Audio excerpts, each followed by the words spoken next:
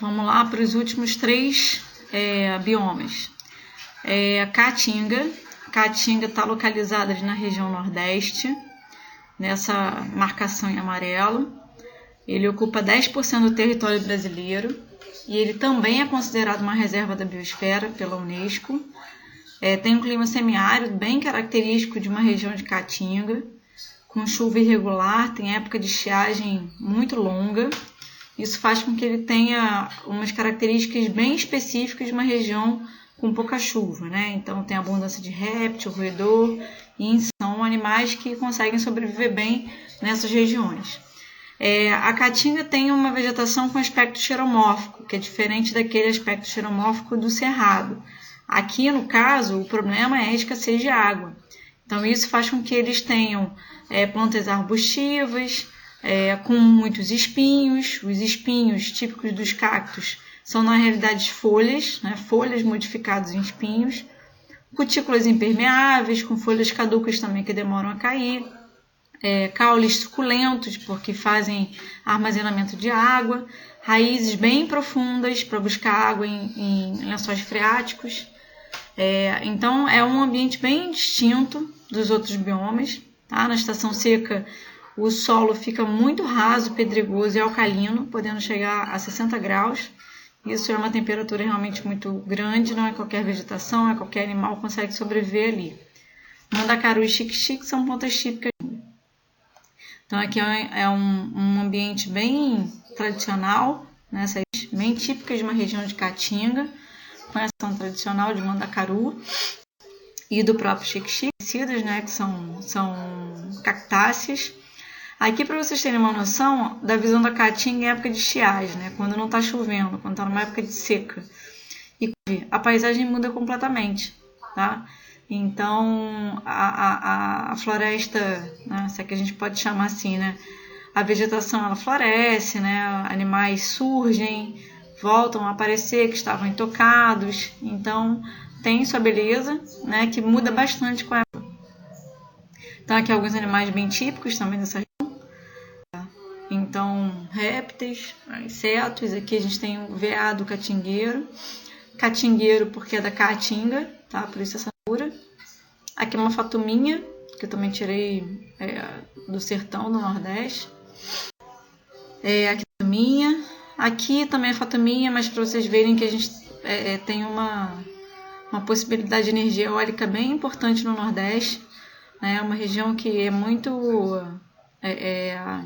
tem uma interferência muito grande do vento, então tem essas grandes dunas e esses equipamentos para produção de energia eólica em muitos lugares. Os pampas, na realidade, é chamado de campos sulinos também, tá? É o bioma que ele está localizado no único estado, que é do Rio Grande do Sul, tá? Brasileiro. Mas ele também avança para o Uruguai e para a Argentina. É um bioma pequeno, tá? Ele é bem diferente dos outros também, porque ele também é chamado de campos sulinos, porque ele é esse grande campo, né? Você não vê grandes vegetações, grandes árvores. Ele tem essas regiões de banhados, são pequenas regiões alagadas, e que ajudam muito nesse gado, que acha um lugar de refúgio para outros animais também, tá?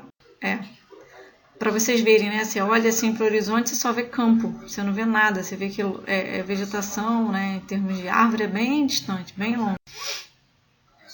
Aqui também outros animais, guaxinim, gato dos pampas, o cão da pradaria. Pradaria também é um outro bioma que é conhecido em outros países, é muito parecido com os nossos.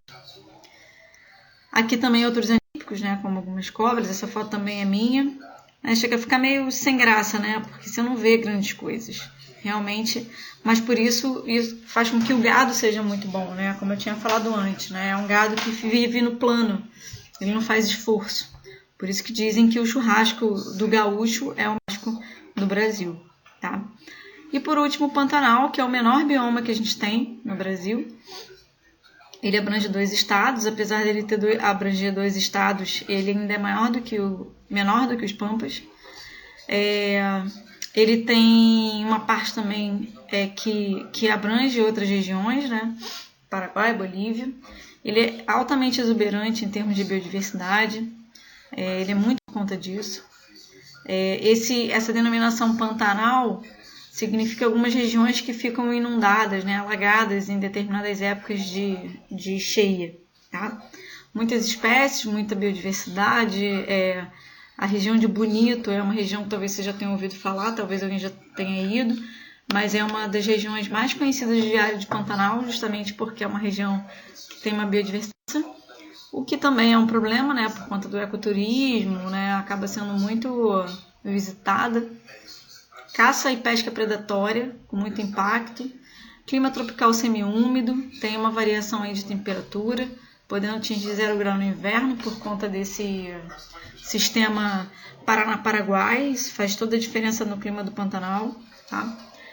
E ele, desde a Constituição de 88, ele é considerado um patrimônio da humanidade, para vocês terem noção como ele é importante na biodiversidade.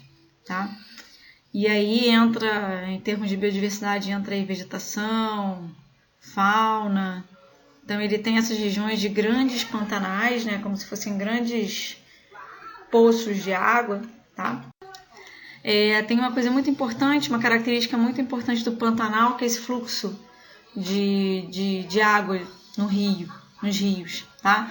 Na época de novembro, mais ou menos, é a época do início das chuvas, né, que vai se aproximando ali do verão. E aí, com as chuvas, a gente tem um aumento do nível dos rios, né, do Rio Paraguai, principalmente dos seus afluentes.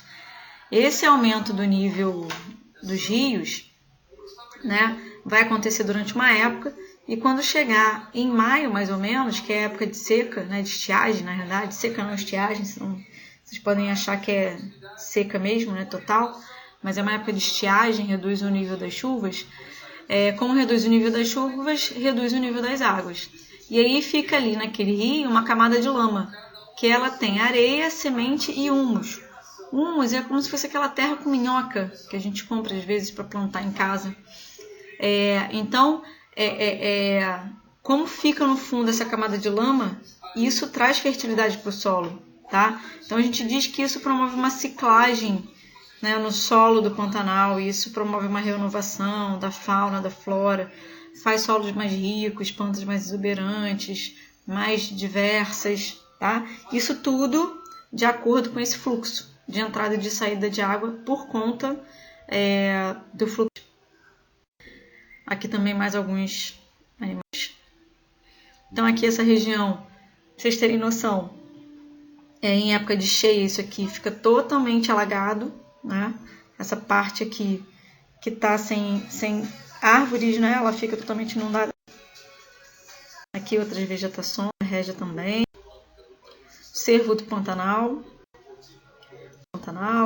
jaburu, o pessoal usa para fazer umas brincadeiras com pessoas, mas é um animal, tá? Ariranha, talvez também vocês nunca tenham visto, né? É um animal bem brabo, assim, ele é bem selvagem, né? Ele tem garras e dentes, ele caça muito, né? Isso aqui ele tá comendo piranha, olha só, que também é um animal, um peixe que não é muito harmônico, né? Muito bonzinho, e ele tá caçando piranha. Já vi vídeo dele correndo atrás de onça.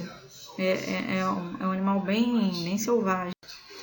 Aqui é a fatuminha, numa região, né, dá para me ver aqui, numa região de Pantanal, um lugar chamado Nobres, em que o fundo é de calcário, então é como se fosse uma linha bem branca, é um rio isso, então você vem descendo pelo rio e chega nesse poção aqui, não pode bater o pé, tem que ficar de pé de pato, e bem devagar, porque esse calcário é tão fininho que se você fizer muito movimento na água, esse calcário levanta e aí a água fica sem visibilidade. Do jeito que está aqui, a água é totalmente transparente. Você consegue ver absolutamente tudo, você consegue ver o fundo. E esse fundo está a 5 metros de profundidade daqui, tá? Da superfície. Então, por exemplo, aqui eu estou sentada num tronco, outras pessoas também. Eu cheguei a passar por um tronco, nadando assim, né, flutuando, em que eu achei que eu fosse encostar no tronco, porque eu via ele tão perto E na verdade ele estava super longe. É porque é muito transparente. Por conta desse fundo, lembra que eu falei antes de substrato? Cor da água, né? Tem a questão do sol, mas tem o substrato. Então os peixes ficam aqui, ó, o tempo todo perto da gente. Se ficar muito tempo parado aqui, eles começam a te mordiscar assim na sua perna. Mas não pode fazer muito movimento justamente por isso, porque a água deixa de ficar tão transparente.